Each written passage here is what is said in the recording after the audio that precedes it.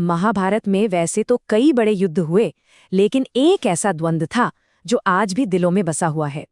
हम बात कर रहे हैं कुरुक्षेत्र के मैदान में हुए उस आखिरी टकराव की, अर्जुन बनाम कर्ण। ये सिर्फ दो योद्धाओं की लड़ाई नहीं थी। नहीं, ये तो एक तरह से किस्मत और कोशिश के बीच का टकराव था। ये दोस्ती और दुश्मनी के बीच का संघर्ष था। एक तरफ वफादारी थी तो दूसरी तरफ धर्म, और इन सब के बीच उलझी हुई थीं व्यक्तिगत भावनाएं जो युद्ध के भविष्य से भी ज्यादा बड़ी थीं। कहते हैं कि ये एक ऐसी लड़ाई थी जिसने खुद सूरज को भी रोने पर मजबूर कर दिया था। तो चलिए आज इसी महागाथा की गहराइयों में उतरते हैं। दो योद्धा, एक नियति।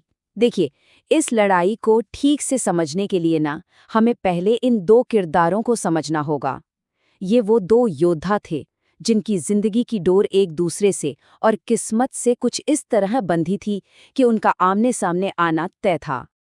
एक तरफ थे इंद्रपुत्र अर्जुन, हाथ में गांडीव धनुष और सारथी के रूप में खुद श्री कृष्ण। वो धर्म के सबसे बड़े चैंपियन थे, पर उनके मन में एक पीड़ा थी कि उन्हें अपनों के ही खिलाफ शस्त्र उठाना पड़ रहा है।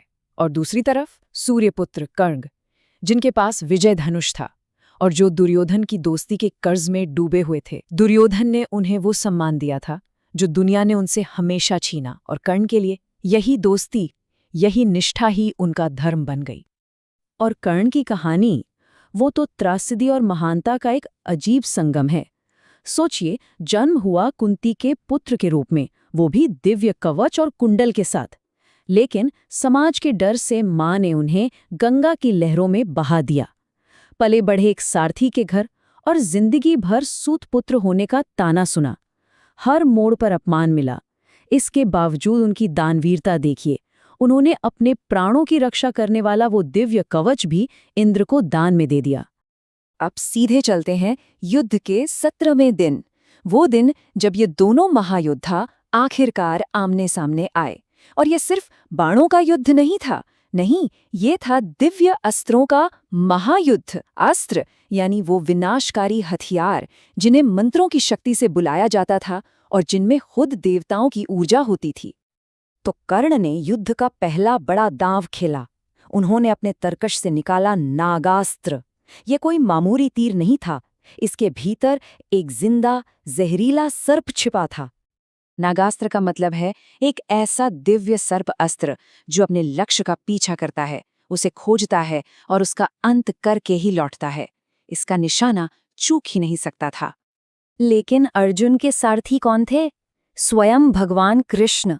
जैसे ही उन्होंने उस सर्प बाण को आते देखा, उन्होंने एक पल में अपने योग बल से रथ को जमीन में 5 अंगुल नीचे धसा दिया, और वो घातक बाण जो अर्जुन के सिर के लिए आया था, वो सिर्फ उनके मुकुट को उड़ाकर चला गया। एक पल की भी देरी होती तो अर्जुन के प्राण चले जाते। और बस यहीं से युद्ध का पूरा रुख बदल जाता है। अब ये सिर्फ ताकत या कौशल का नहीं, बल्कि धर्म का युद्ध बन जाता है। धर्म यानी वो पहिया जो हमेशा घूमता रहता है और सही गलत का फैसला करता है। तभी एक ऐसा पल आया जिसने सब कुछ बदल दिया। कर्ण के रथ का पहिया कीचड़ में धंस गया।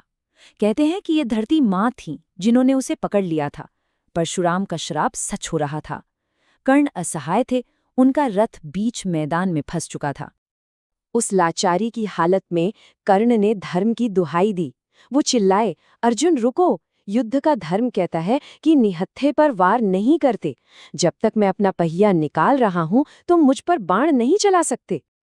और तब कृष्ण ने एक शांत मुस्कान के साथ आगे बढ़कर कर्ण से पूछा, कर्ण, जब 7 महारथियों ने मिलकर अकेले अभिमन्यु को घेर कर अधर्म से मारा था, तब तुम्हारा ये धर्म कहाँ था?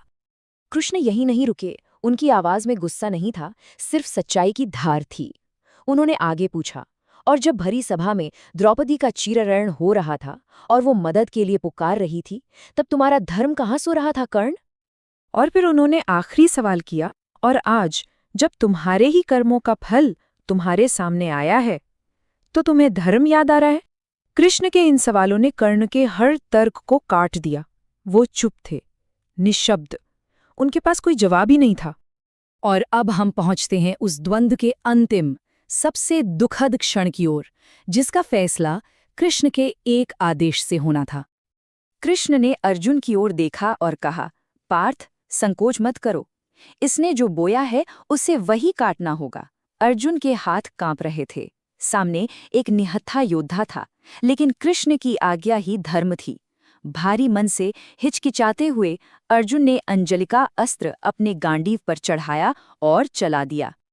बाण सीधे कर्ण के वक्ष में जा लगा और एक पल के लिए युद्ध का सारा शोर थम गया।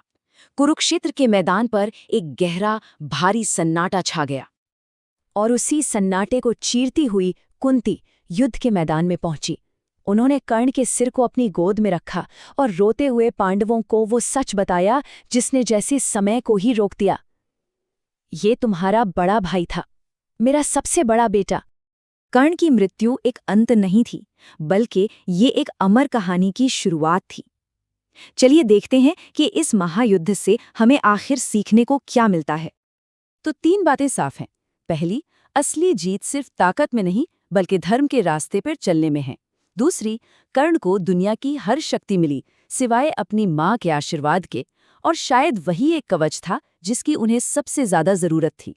और आखिर में कर्ण इस युद्ध में हारे जरूर, लेकिन अपनी दानवीरता, अपनी दोस्ती और अपनी त्रासदी के कारण वो हार कर भी इतिहास में हमेशा के लिए अमर हो गए।